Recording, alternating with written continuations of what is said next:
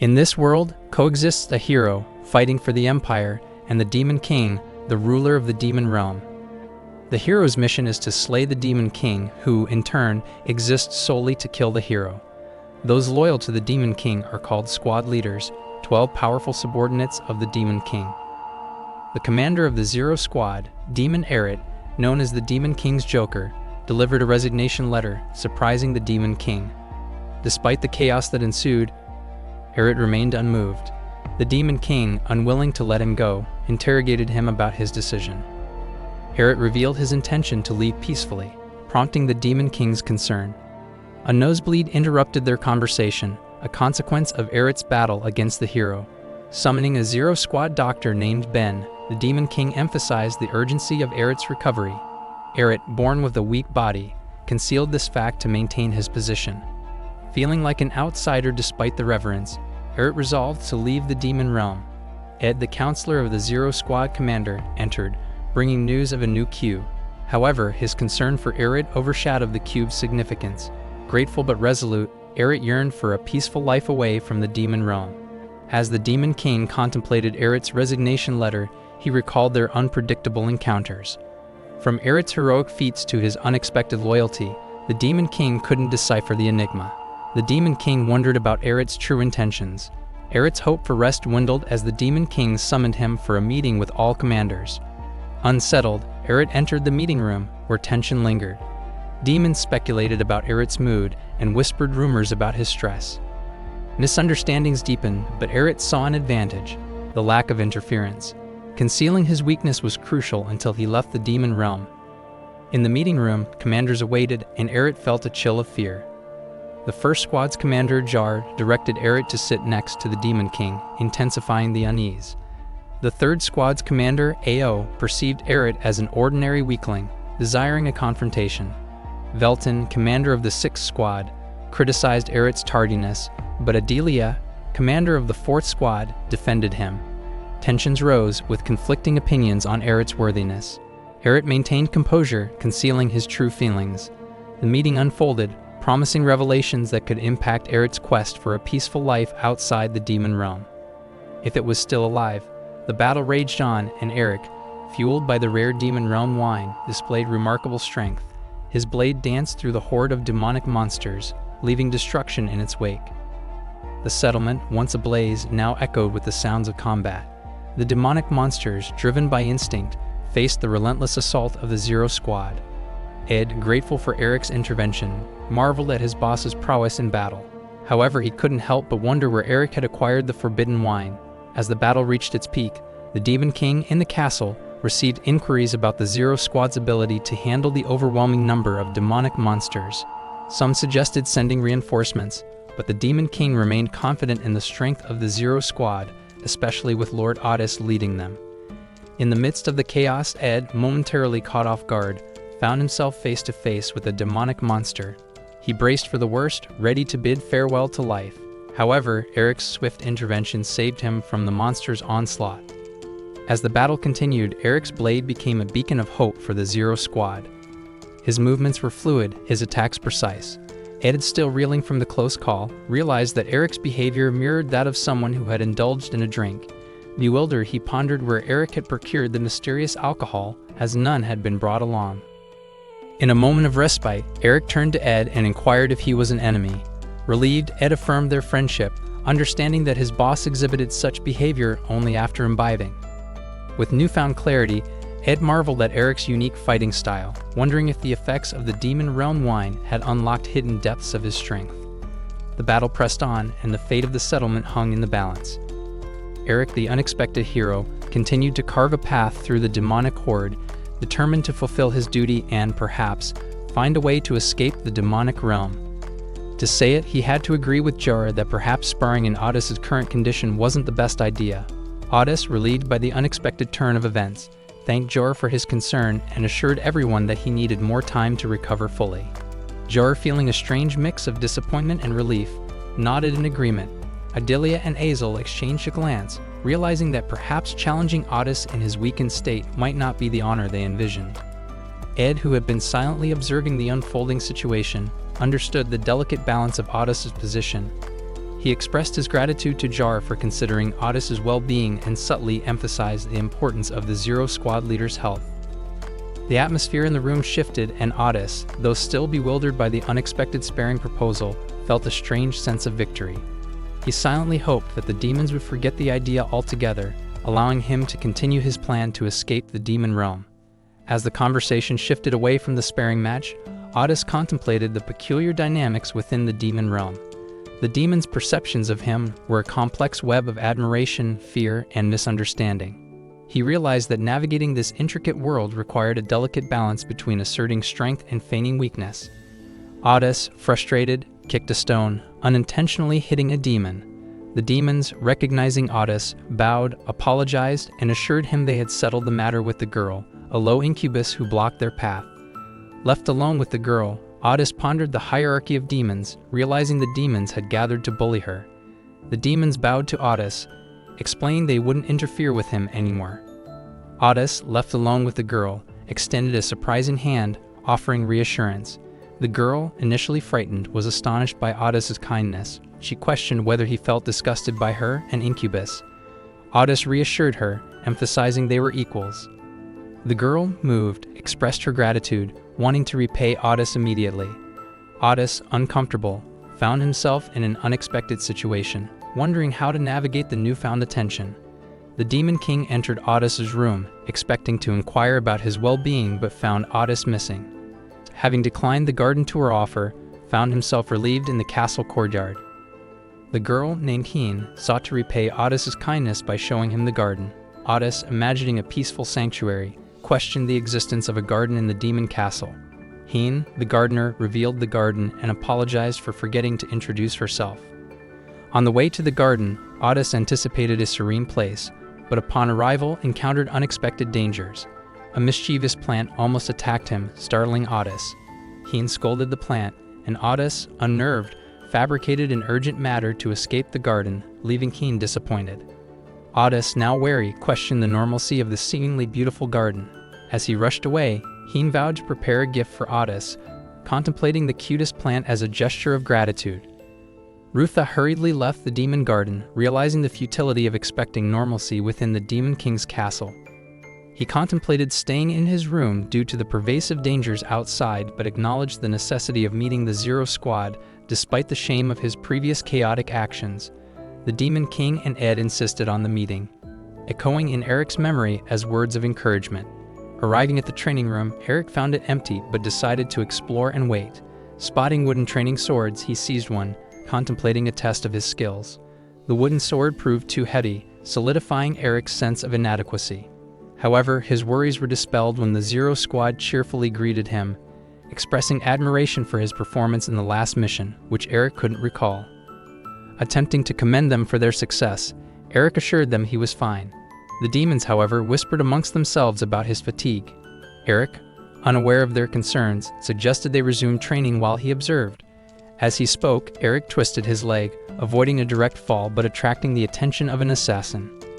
The assassin, aiming to strike Eric from behind, faced an unexpected dodge. Eric, unintentionally dodging, crouched to avoid falling. The assassin's attack missed, and Eric accidentally elbowed him in the nose. Astonished, the assassin called Eric a bastard, revealing himself as a human. Eric questioned the intruder's presence in the Demon King's castle. The Zero Squad, realizing the stranger was an outsider, approached them. Eric, seemingly calm, swung his wooden sword, apprehending the assassin. The demons, feeling disappointment, vowed to train harder to earn Eric's recognition.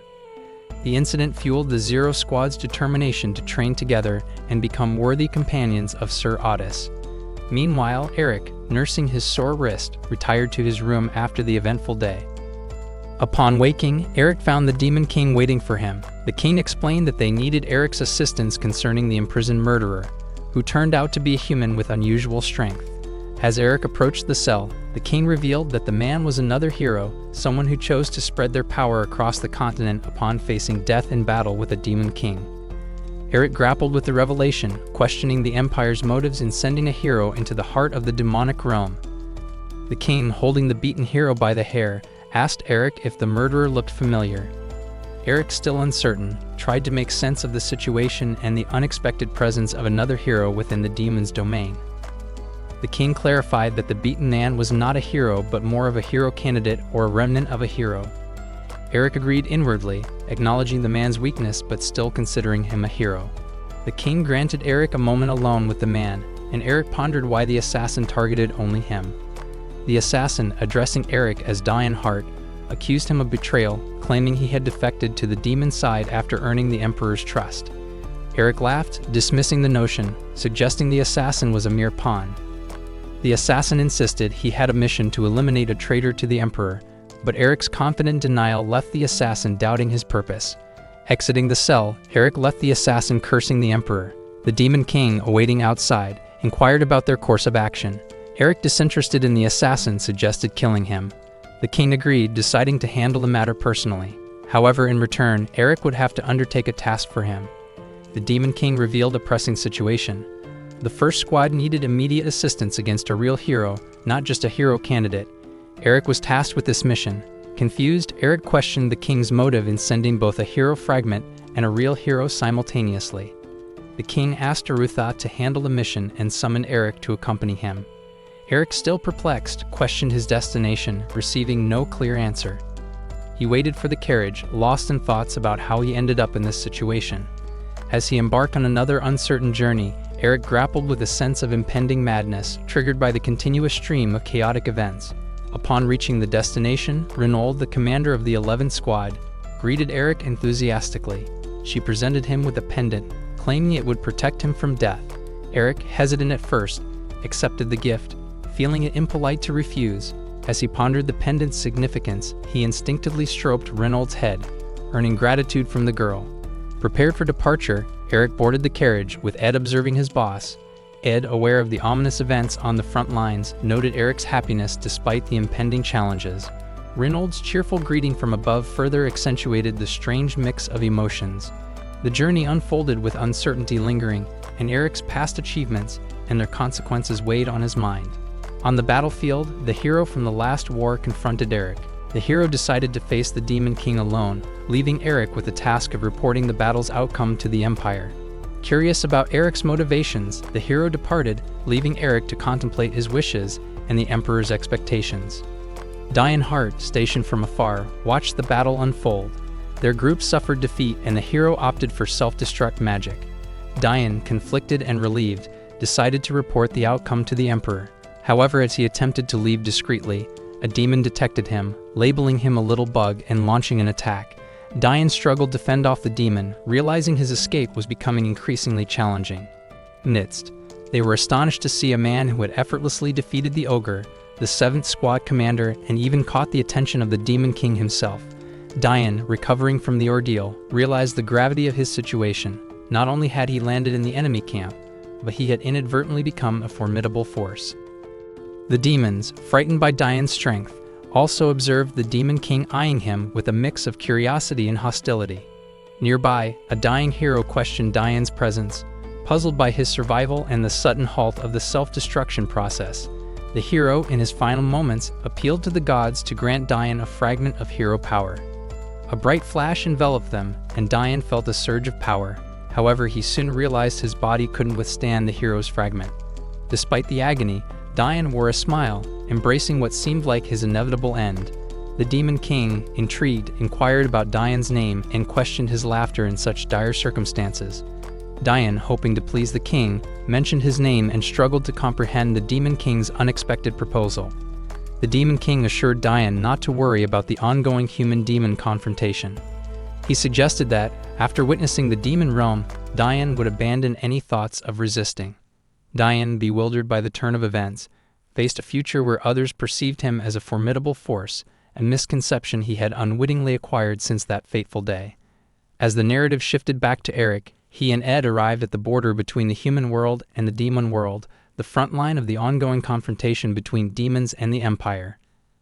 The commander of the 1st Squad, Jaker, greeted Eric, revealing the dire state of affairs at the front line. Jaker expressed apologies for the lull, emphasizing the need for Eric to prepare for the upcoming battle. However, to Eric's shock, Jaker clarified that he wanted Eric to join the battle immediately when the Empire troops appeared. Eric, taken aback, couldn't fathom the idea of sitting out the battle. In the meantime, at the Empire's barracks, news reached Cruel, the hero, about the involvement of the commander of the Zero Squad, Joker, in the upcoming battle. Cruel, skeptical of Joker's existence, deemed it necessary to confirm the truth before devising a plan. Back in the demon realm, Ed tended to Eric's injuries, expressing concern about his well-being. Eric, contemplating his role in the upcoming battle, contemplated the loyalty Ed showed despite Eric's perceived weaknesses. As Ed finished the bandaging, Eric pondered whether Ed might be more than a demon, perhaps an angel. Ed, exuding enthusiasm, spoke of a specially crafted cloth from the Demon King that enhanced Eric's capabilities. Eric, now comfortably dressed, moved around, and Ed continued to exude optimism, emphasizing the strength of Zero Squad and Sir Rudis. Ed mentioned the rigorous practice the squad underwent since the Hero Fragment invasion. Eric, feigning a need to check on the 9th Squad leader's corpse, sought an excuse to find a place to hide during the upcoming battle. As he stepped outside, he encountered demons surprised by his presence in their midst. Back in the demon camp, Eric pondered the recent attempt on his life and the realization that he needed to be cautious, even among his own ranks. He decided to be more vigilant and acknowledged the danger that his position as the Zero Squad commander brought. As Eric stood outside his tent, demons were mobilized to search for any remaining intruders. The commander of the first squad, Joker, addressed the demons, emphasizing the severity of the situation and the need to ensure the safety of their camp. The demons were surprised that someone had infiltrated their territory, and Eric, though aware of the spy, kept the information to himself. Ed approached Eric, expressing apologies for not detecting the intruder sooner. Eric dismissed the apology, believing that the assassin must have been highly skilled to infiltrate undetected. He contemplated the risks of his position, realizing that even the Empire sought his demise. Meanwhile, back in the Empire's camp, Cruel, the hero, strategized with his advisor about the threat posed by the Zero Squad commander. The confirmation of the commander's abilities had shifted the balance of power, making the hero rethink his approach to the ongoing conflict. The advisor suggested finding the missing hero heart to strengthen their forces against the formidable demons. As Eric continued to navigate the complexities of his role, he seized a bottle of wine from a demon, suspecting the glass rather than the liquid. Ed confirmed that the bottle was sealed, leading Eric to declare the safety of the wine inside. However, Eric's actions also raised concerns about the potential threats within their own ranks. The hero Cruel, aware of the strength of the Zero Squad commander, sought to bolster the Empire's forces by locating the missing hero heart. The dynamics between the demons and the Empire shifted as both sides prepared for the impending confrontation. Eric whispered about his failing body, the toll of the battle evident. Jar noted that Eric had shown remarkable strength, emerging from nowhere to alter the course of the battle. Despite his recognition, Jar felt an uneasy atmosphere around Eric, perhaps due to his mysterious nature. The hero Cruel, having accepted defeat and acknowledging the devastation among his troops, retreated from the battlefield.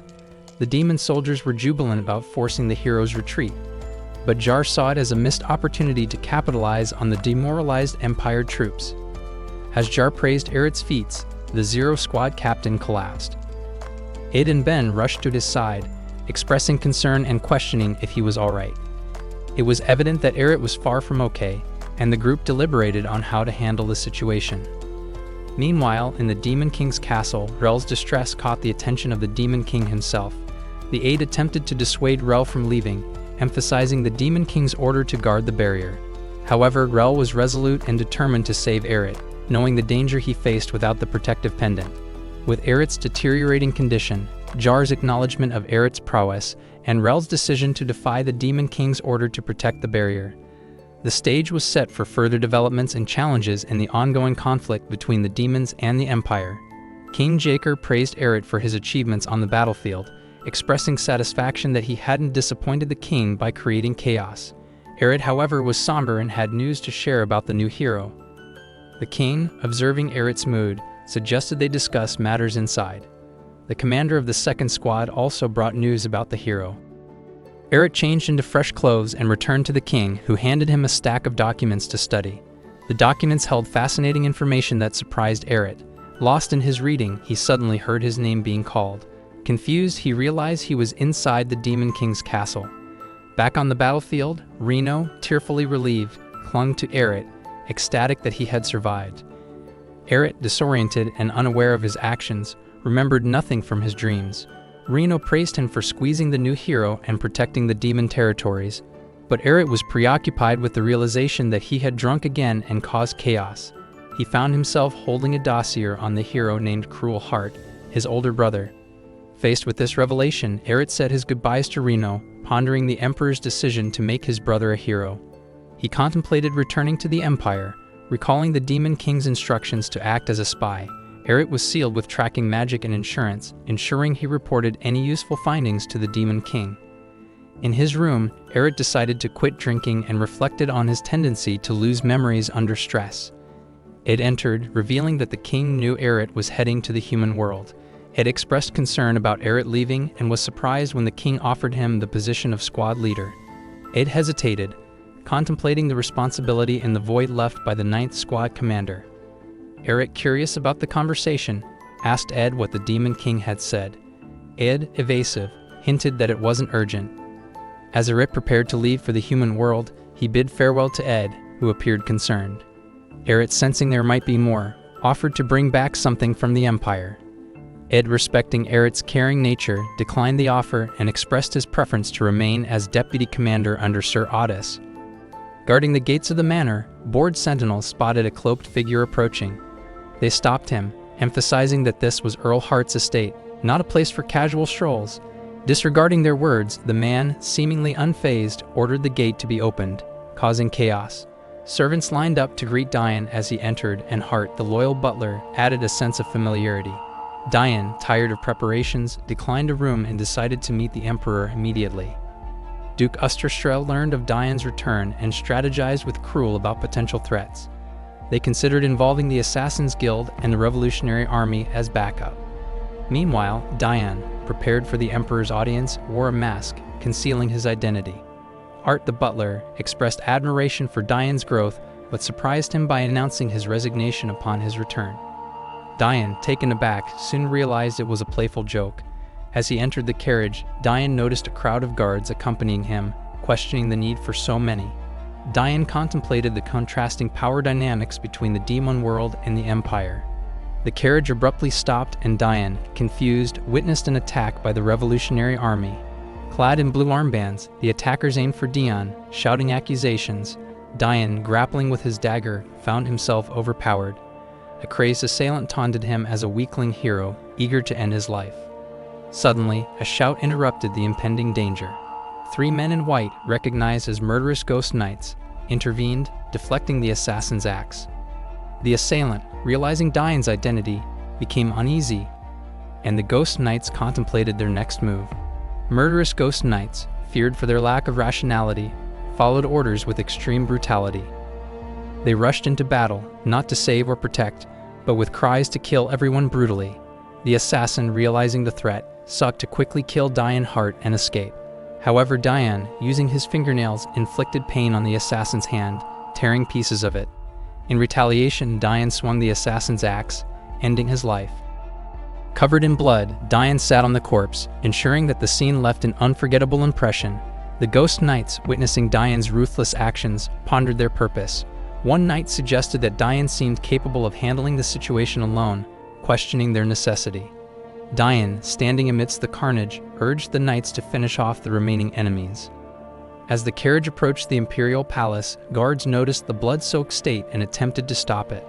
Diane, eager to see the emperor, brushed aside their concerns, revealing his name. The guard, uneasy about the situation, allowed Diane's entry, and he headed to the banquet hall. In the banquet hall, a celebration was underway for the new hero, Cruel Heart. Diane, covered in blood, made a dramatic entrance. Attendees whispered about his intimidating appearance, recognizing him as the rumored vampire Earl. The Duke, unaware of Diane's survival, was shocked. Having returned from the demonic realm, Cruel appeared before the Emperor, who praised him for reclaiming lost lands. The Emperor, raising a glass in celebration, introduced Cruel as the new hero. However, Diane's unexpected entrance disrupted the banquet, surprising everyone.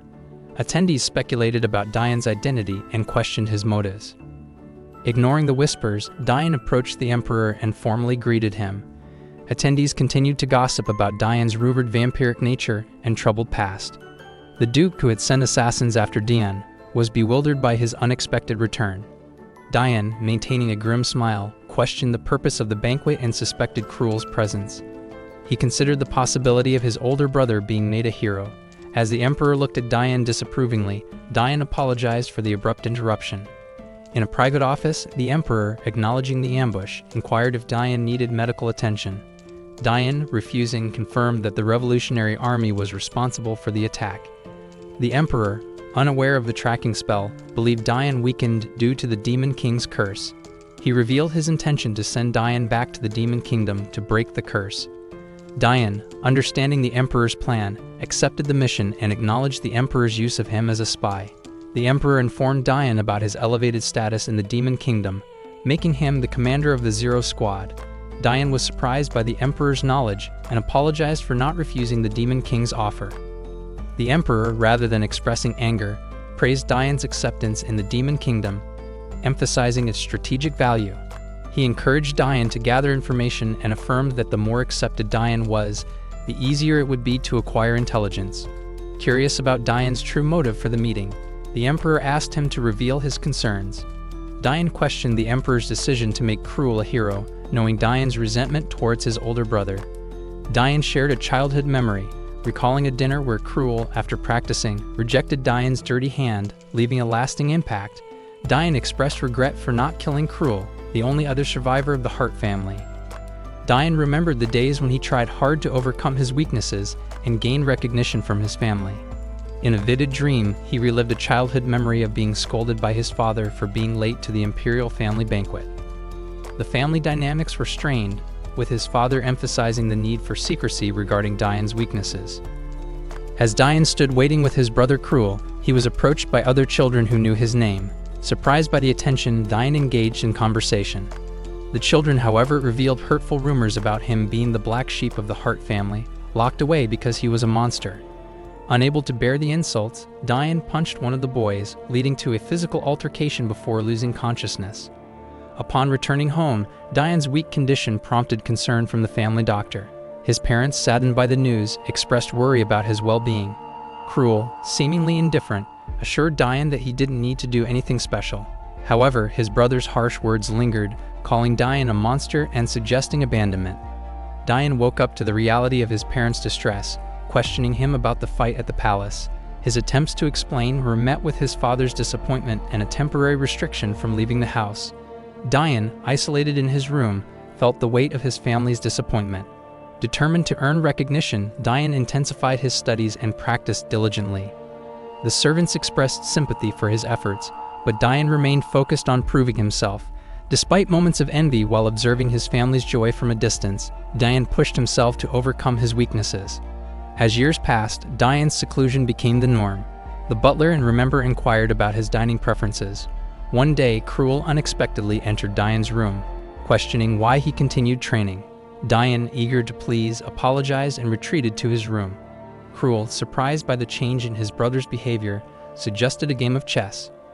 During the chess game, Dayan, now 14 years old, maintained politeness, remembering the times when Cruel used to visit occasionally. Cruel mentioned their parents' business due to the country's chaos. Dayan, understanding but feeling a sense of estrangement, reflected on the complexities of family dynamics. Dayan's mind was a tumult of confusing memories, a jumble of moments he couldn't quite piece together. As he grappled with the fragments of his past, he found himself in the imperial banquet hall, facing a girl named Lean Reiner. The last thing he remembered was the ambush by the Revolutionary Army, but now, within the palace walls, his memory was a blank canvas. Lean Reiner introduced herself, breaking Dayan's uneasy thoughts.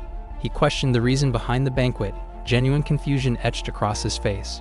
Cruel, his older brother, appeared, adding that the celebration was in honor of the new hero, Cruel Hart. Dayan's mind reeled, unsure if this was reality or a twisted dream. Dayan greeted his brother, hoping to see the familiar green eyes and dark hair that marked the Hart family. Cruel recounted encountering the Demon Army's Zero Squad leader during an expedition, acknowledging Dayan's command on the battlefield. He suggested they join forces, but Dayan dismissed the idea as absurd, finding no reason to fight alongside his brother. Despite Dayan's attempts to distance himself, Cruel persisted, expressing concern about Dayan's well-being after a supposed monster-killing mission. Dayan, harboring resentment, saw through the feigned worry, rebuffing any notion of sharing his vulnerabilities with his brother. The tension between the brothers lingered, with memories of abandonment and indifference casting a shadow over their interaction. As Cruel hesitated to leave, Duke Usterstra, a prominent figure opposing the Emperor, intervened. The Duke, observing the strained relationship between the brothers, commented on the apparent sentimentality. Cruel acknowledged the Duke with a bow, but Usterstra dismissed formality, revealing a sly smile. The air thickened with unspoken tension as the banquet unfolded, each moment driving Diane deeper into a maze of conflicted emotions and unanswered questions. Duke Usterstra, alongside Cruel Heart, departed the banquet, their discussion veering toward the apparent disrespect Diane had shown to the guest of honor, the Crown Prince Elpidis. The Duke expressed his indignation, condemning Diane's behavior and the Emperor's leniency. Cruel, in turn, defended his actions, explaining that he sought to preserve the festive atmosphere in the presence of the esteemed guests. The Duke, not entirely convinced, chastised Cruel for being too kind to his brother, sensing an ulterior motive. Cruel had sought the Duke's sponsorship, pledging to become the best sword in the Duke's hands. Reflecting on their past conversation, the Duke couldn't shake the feeling that there was more to Cruel's intentions than met the eye. In a candid moment, Cruel revealed his true motive: protection from Diane Hart. The Duke, pleased with this revelation, understood that Diane posed a significant threat to the Empire, identifying him as the Emperor's loyal dog. In the Duke's eyes, eliminating Diane was imperative for the Empire's safety.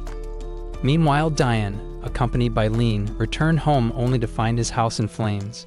The sight left him stunned and enraged, questioning the sudden turn of events. His squad, seemingly responsible for the chaos, greeted him joyously. Diane, perplexed and angry, accused them of turning his house into a zoo for rabid dogs. As the confusion settled, Diane's instincts kicked in when he caught a bomb thrown at him. He swiftly retaliated by hurling it away, preventing potential harm. A bloodied man emerged from the smoke, praising Diane as a true hero for thwarting the surprise attack. The revelation that the Revolutionary Army had reached his home surprised Diane.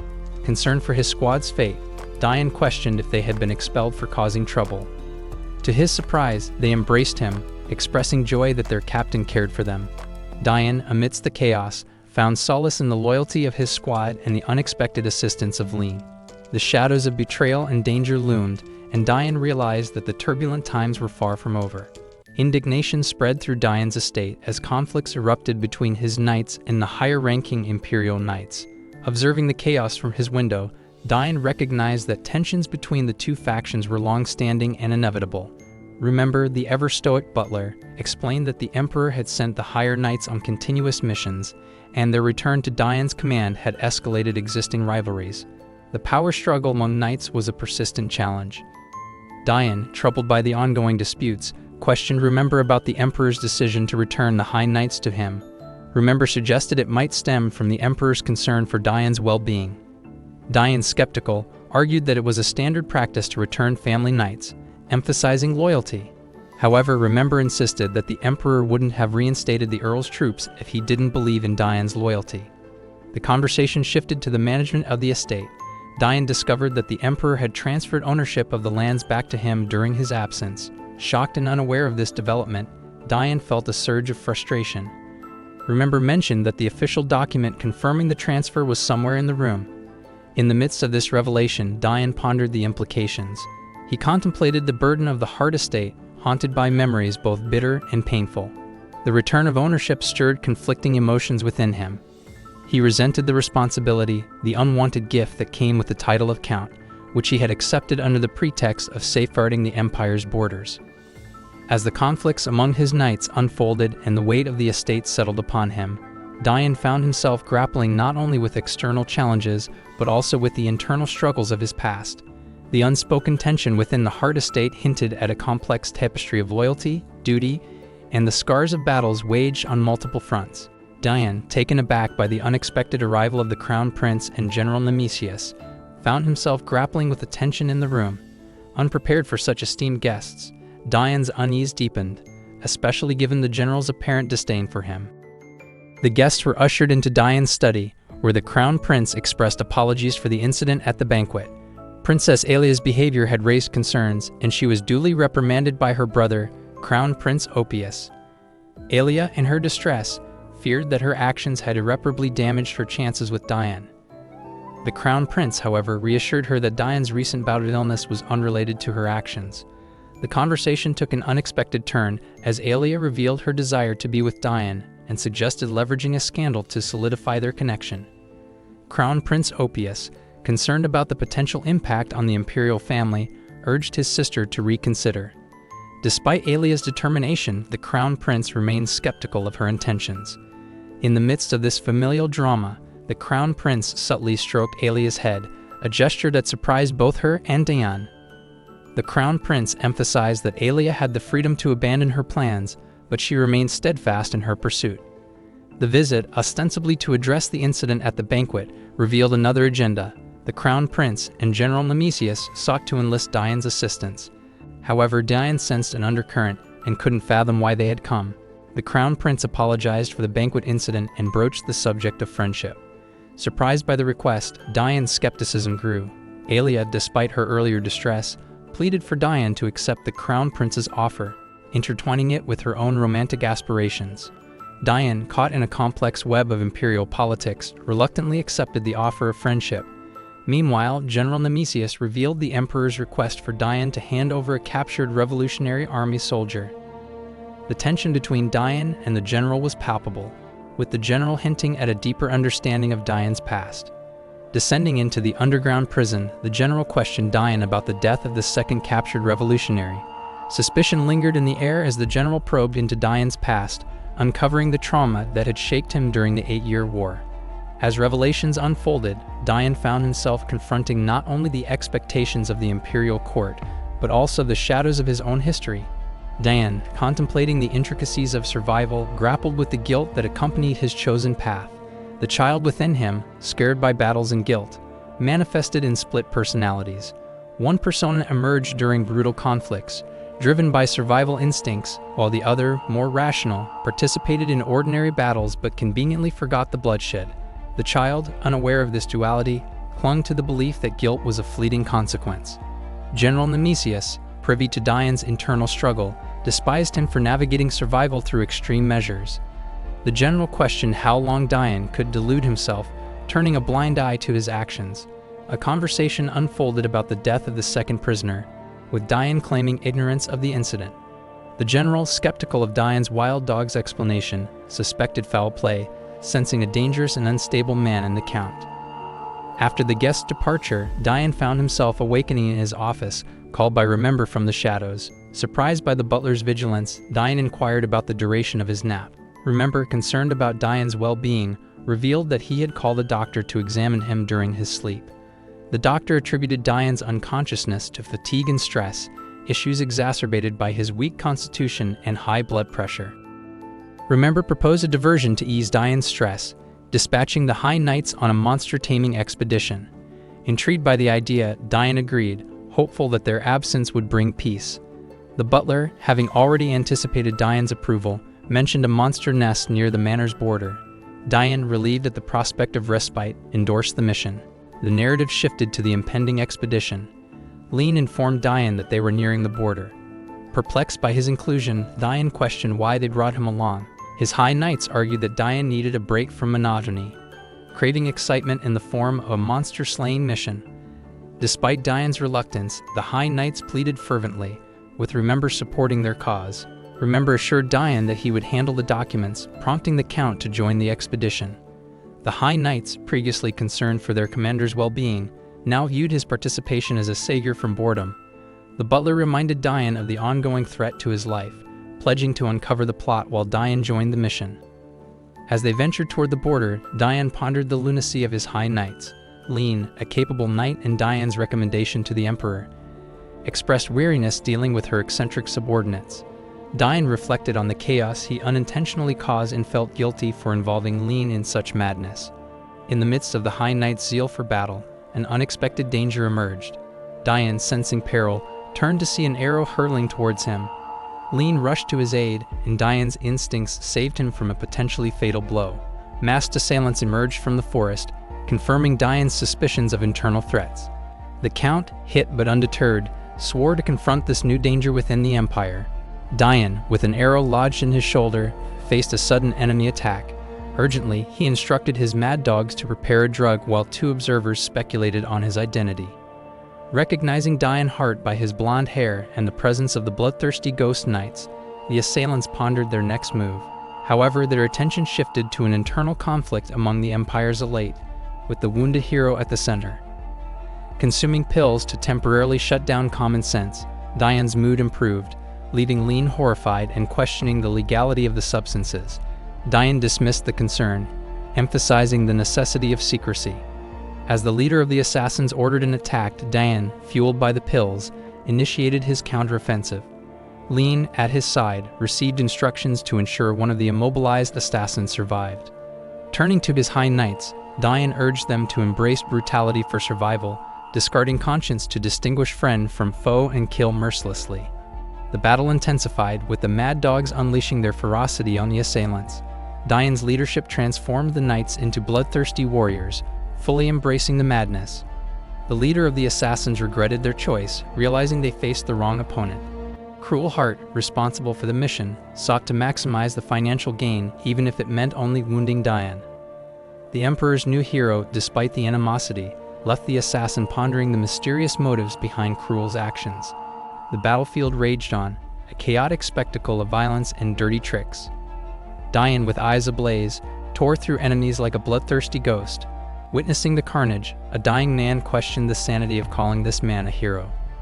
The encounter with the deadly ghost knights left him convinced that High Knights was a misnomer, more suited to the demonic nature of Diane's squad. Approaching the dying man, Diane remarked on the fatal consequences of greed and ignorance. He offered the dying assassin a choice: reveal the orchestrator of the assassination attempt or face a gruesome end. The man chose to live but was warned of the impending torture. Meanwhile, Emperor Eduardo, engrossed in sorting matters in his office, received news of a complaint from the Kingdom of Inland. The Chancellor explained that the kingdom accused Diane of an armed invasion during the ambush near the castle walls.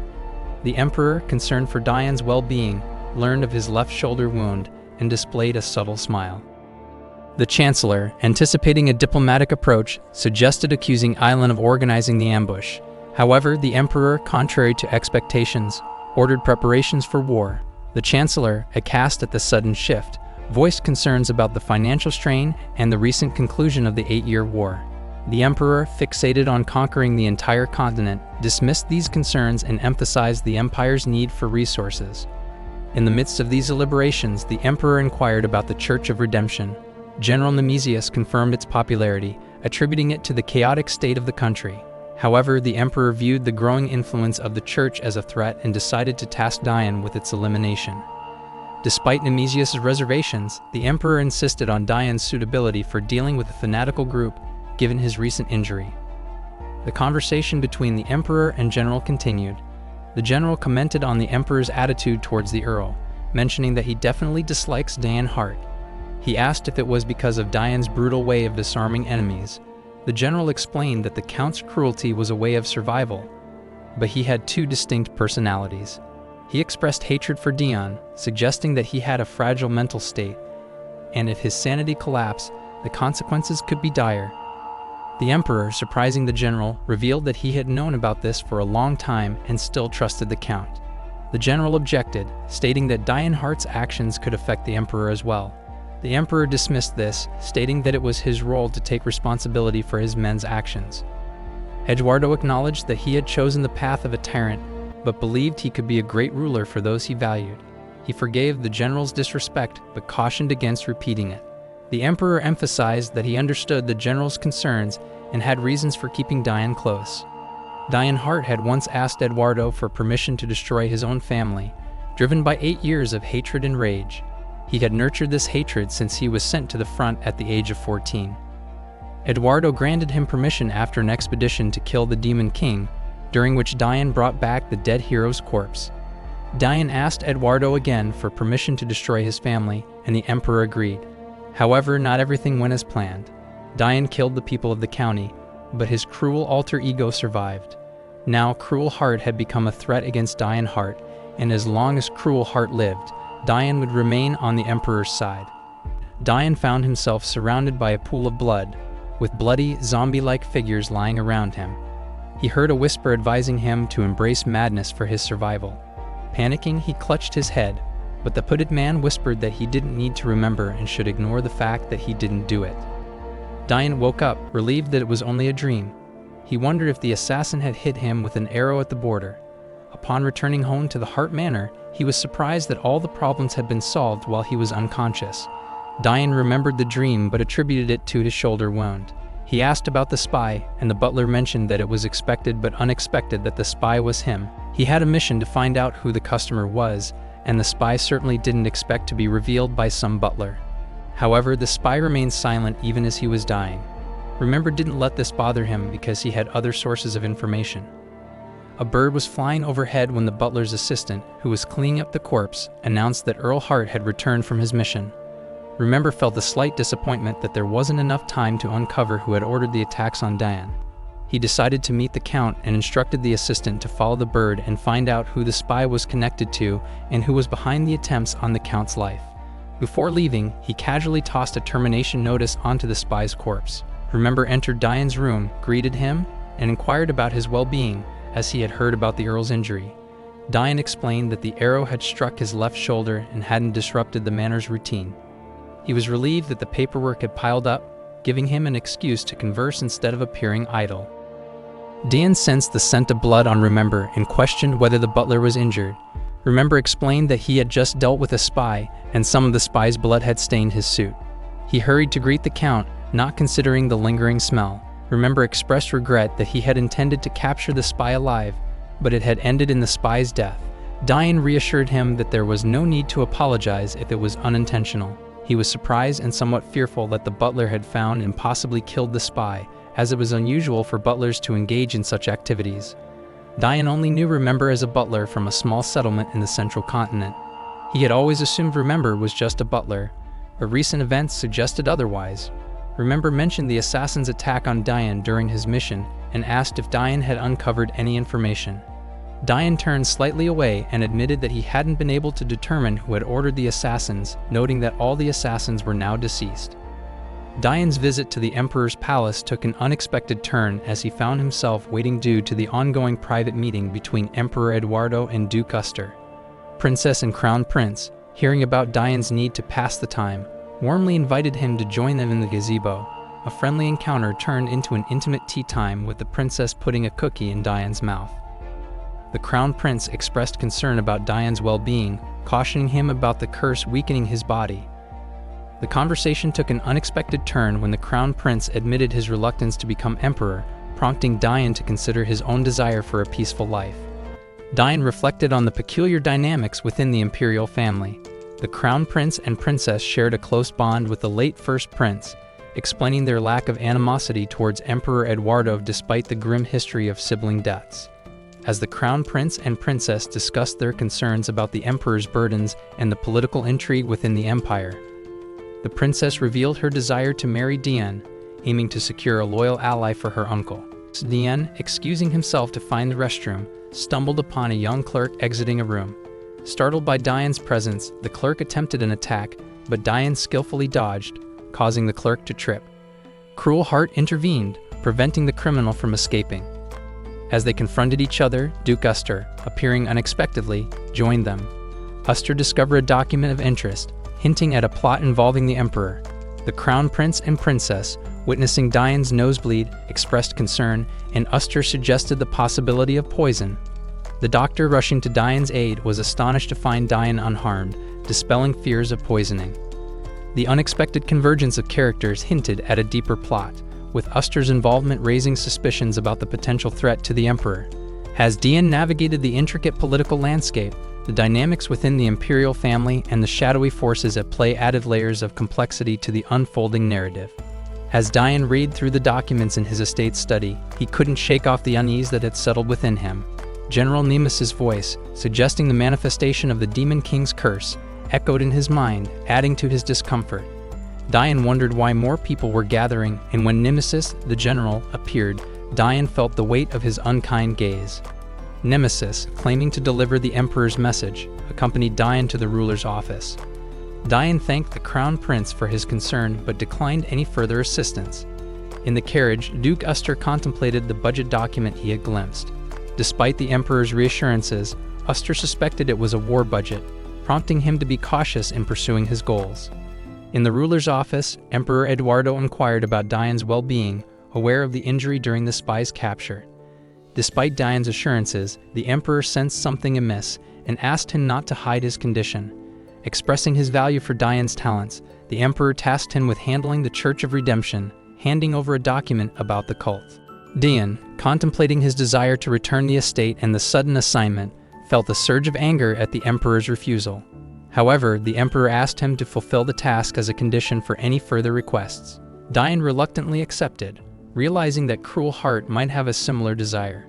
The Emperor, unaware of Uster's involvement, intended to use the task to thwart the Duke's plan.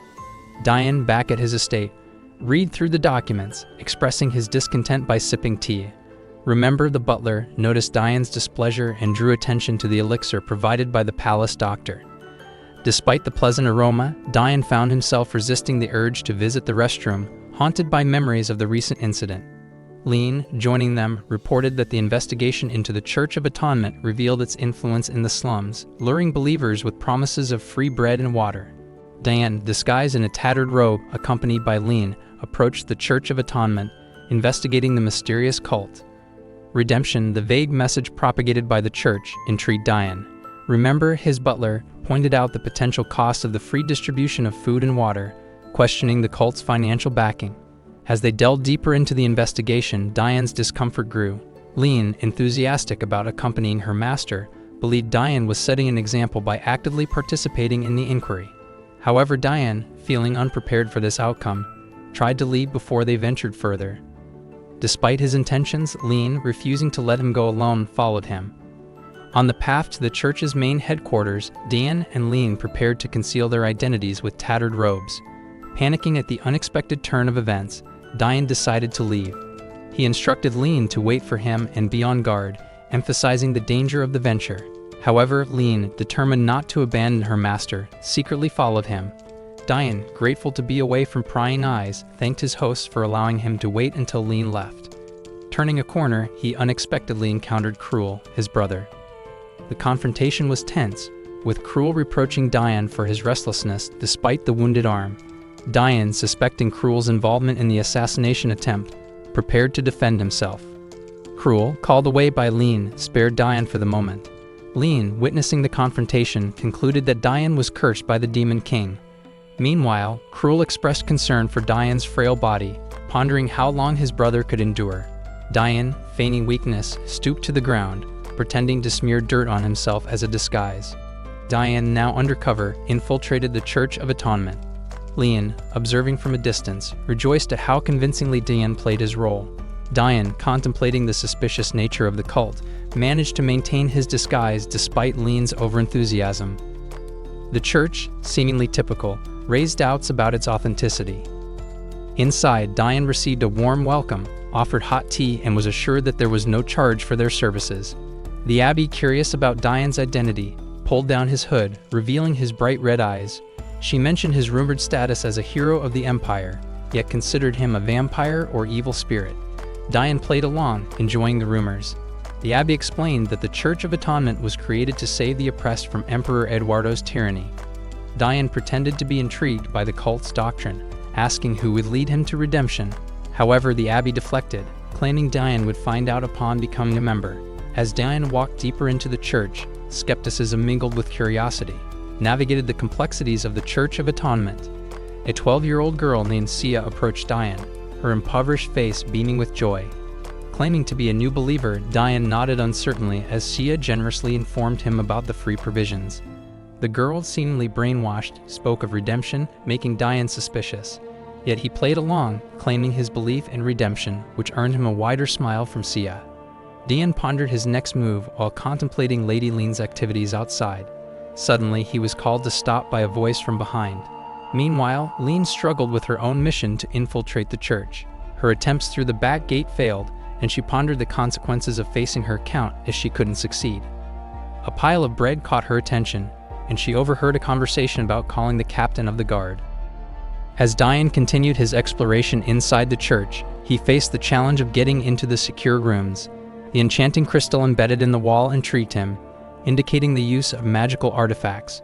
Despite wanting to leave the situation behind, Dayan realized he couldn't let Cruel fulfill his wish by departing now. The unexpected intrusion of Lean intensified the situation, and Dayan tried to maintain a low profile. The head priest, noticing the open window, ordered a thorough check, warning of possible trespassers. The congregation gathered for a sermon, and Dayan, hidden behind a curtain, observed the proceedings. The abbess, a high-ranking figure, promised a unique experience of true redemption. A magical wall, accessible to only a select few, puzzled Dayan. Dayan watched as attendees, including Sia and Paul, passed through the enchanted wall. Cruel, hidden with Dayan, sought to discover the cult's secrets. Meanwhile, Lean, determined to save her lord, confronted the captain of the guard. Dayan discovered the enchanted crystal's role and contemplated leaving. However, an emergency disrupted the proceedings as Lean barged into the room, seeking her lord. Dayan emerged from hiding, and Lean, despite breaking protocol, apologized. Unexpectedly, she pledged allegiance to Dayan, expressing admiration for his dedication. Dayan, surprised by Lean's sudden oath, accepted her loyalty but noticed her prioritization of the Emperor and the Empire. The two decided to leave the church and plan a more thorough investigation with the help of higher-ranking knights and a skilled sorcerer. Dayan prepared for the arrival of a talented sorcerer, hoping to unlock the secrets of the Church of Atonement. The search for the right spellcaster had taken 3 days, and Dayan, with Lady Lean and Remember, anticipated the upcoming developments. Dayan, angered by the encounter with the sorceress, contemplated his next move. Lean, concerned for her master's well-being, suggested dropping formal communication, considering Dayan her lord. However, Dayan hesitated, aware of the complexities of their positions. The tension escalated as Dayan spotted his brother ahead, causing annoyance. Suddenly, a rock thrown by an old woman hit Dayan's head, drawing blood. The grandmother, claiming disaster had struck, demanded their expulsion. Dayan, enraged, confronted the woman, but her identity as a powerful sorceress made him step back.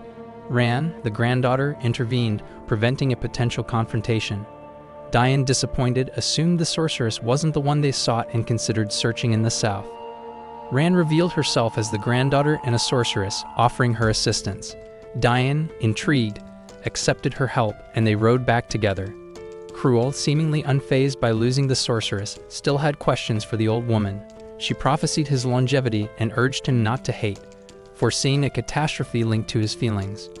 Cruel, unswayed, drew his sword, wary of the prophecy. Ran explained that their fates were intertwined, introducing Dan, a village boy seeking to escape a prophecy of disaster. Dayan, surprised by Dan's loyalty, allowed him to join their group. Dan, eager to prove himself, expressed his dedication to his new master. Dayan, cautious of Dan's lack of experience, planned to discuss matters later. Lean recruited 10 volunteers from the higher knights. Dayan initiated the first phase of his plan. Fires were set around the church, and knights were ordered to eliminate suspicious individuals without using drugs. Dayan emphasized targeting specific troublemakers while sparing ordinary believers. The plan unfolded as the highest knights entered the temple, offering mercy to those who exited without resistance. The stage was set for the next phase of their mission. Dayan, restrained by the Emperor's wishes, hid his discontent regarding his brother's presence. The Emperor, dissatisfied with Dayan's rowdy behavior during the church mission, praised their accomplishments but scolded Dayan for leaving the congregation alive. Cruel, having obtained crucial documents, expressed his wish to reclaim the rights to the Heart Estate. The Emperor, delighted by this unexpected request, proposed that Cruel become the Patriarch of Heart County. Dayan, though internally seething, pretended acceptance. The Emperor, fulfilling the promise, granted Cruel the title but emphasized the requirement of a noble title to hold estate rights. The offer of becoming the Patriarch, a title Dayan once rejected, now fell upon Cruel. Despite Dayan's desire to rid himself of the estate burden, he loathed the idea of his brother inheriting it. Recalling the Emperor's earlier suggestion, Dayan had rejected the change of his last name, fueled by his desire to preserve the memory of his family's anger. When the Emperor asked about Dayan's reward, the young man wished for permission to destroy his family. The Emperor, considering titles as a means to fulfill any desire, awarded Dayan the title of honorary count, ensuring it wouldn't pass on after his death. Cruel, seemingly without a choice, accepted the title of patriarch.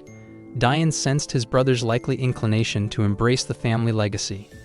The emperor's decision left an uneasy tension between the brothers. As they left the palace, the burden of their intertwined destinies continued to shape their fates. Dayan found himself in the reception area of Hart Manor, puzzled by the unexpected knowledge the crown prince possessed about his impending journey to the demon realm. Alypius, the future emperor, urged Dayan to relax, asserting that there could be no secrets from the one destined to rule.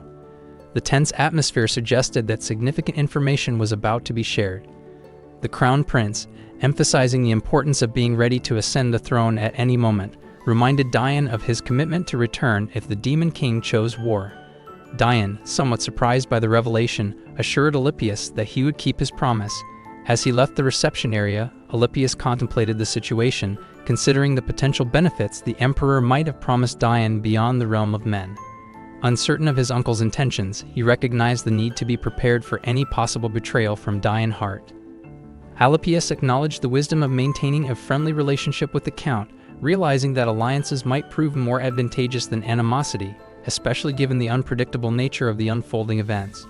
The political landscape seemed to be shifting, and the crown prince understood the importance of strategic alliances in the intricate dance of power and influence.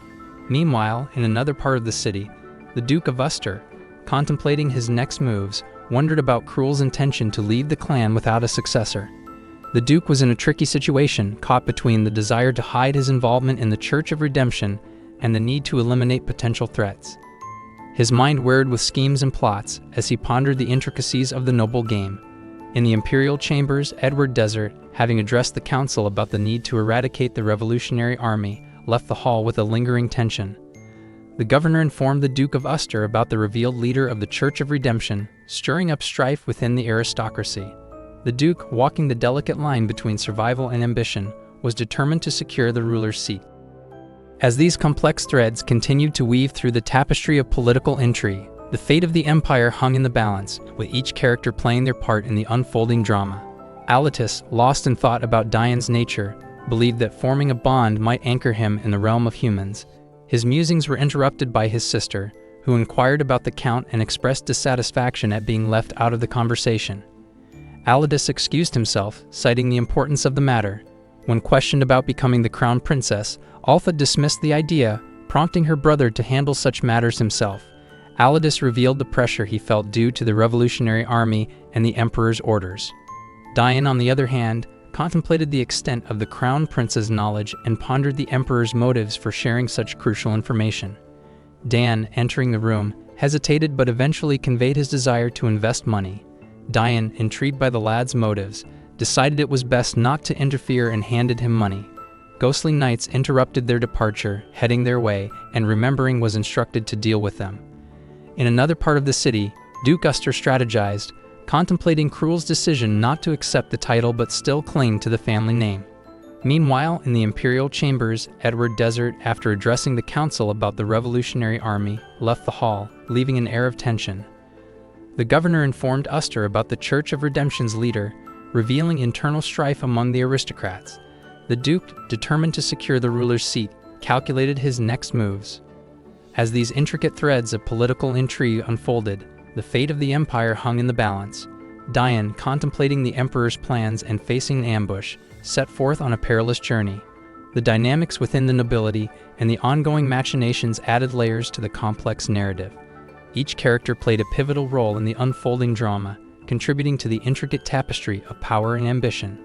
In the demon world, Dayan engaged in a conversation with Rinal, explaining the concept of religion to her.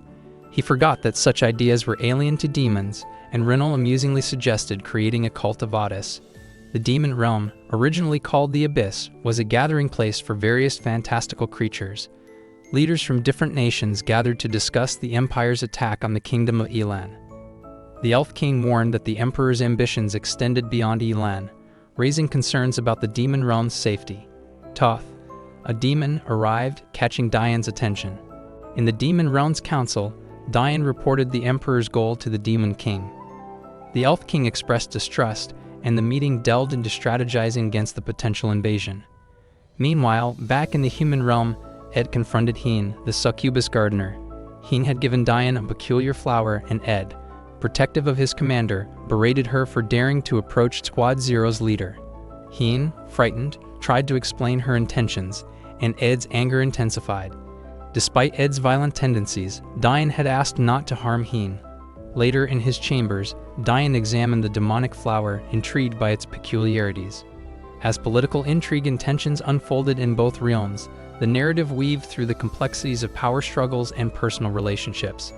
Each character played a crucial role in the unfolding drama, contributing to the intricate tapestry of the story. As a spy, Dian's first task was to gather information, and the local library seemed like the perfect place to start. The sheer size of the library astounded him, and while initially the staff didn't recognize him, once his name was called out, visitors lined up to greet Sir Otis. Unsettled by the procedure, Dian planned to grab a book and leave. In his search, Dian stumbled upon a report on the Empire, authored by Commanders Adelia and Deania. Familiar names and portraits filled the pages, detailing the achievements of the Empire's heroes. However, when Dian reached his own section, he found a warning. Investigation forbidden by order of the king. Frustrated, he turned to another book by a demon king named Kober, hoping to find more about the demon king and the hero. Unexpectedly, Kober himself appeared behind Dian, startling him. The demon king apologized for the disturbance, expressed his intention to take the compilation, and left, leaving Dian to continue his search for valuable information in the library. Dian carefully picked up the dropped book, his intentions interrupted by Kober's sudden appearance. The encounter with the Demon King raised questions about the true nature of his mission and the intricate politics at play in the demon world. As Dian delved into the library's wealth of knowledge, the plot thickened and the layers of secrecy surrounding heroes, demons, and the Demon King began to unravel. Dian, after leaving the library, found himself in the midst of an unexpected disturbance in the castle. He overheard two maids discussing a celebration for the return of the commander of the 5th Squad. Mrs. L. Rumors circulated about her being nosy, and there were tales of her being kicked out of the castle. Dian learned that Mrs. L. had a habit of meeting with the deputy of her troop, Sir Dur Ivan, which added to the castle gossip.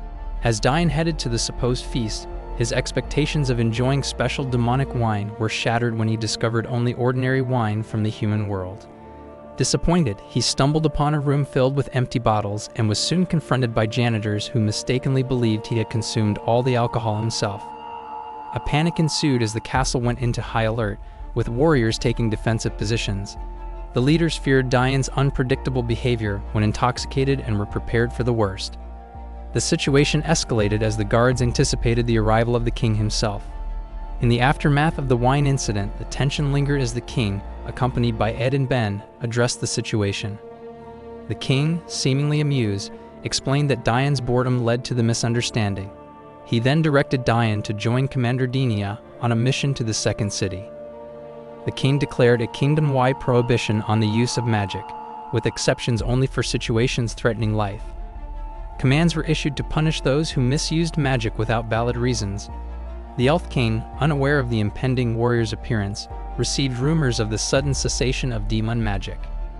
Meanwhile, the Margrave of Anus faced challenges in continuing the war. He proposed ending the conflict to prevent a personnel famine, suggesting that the emperor's takeover of surrendered countries without eliminating the aristocrats would weaken the spirit of the defeated.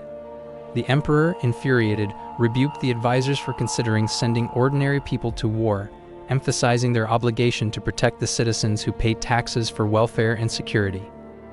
The emperor made it clear that he had no intention of ending the war, drawing his sword in a decisive gesture.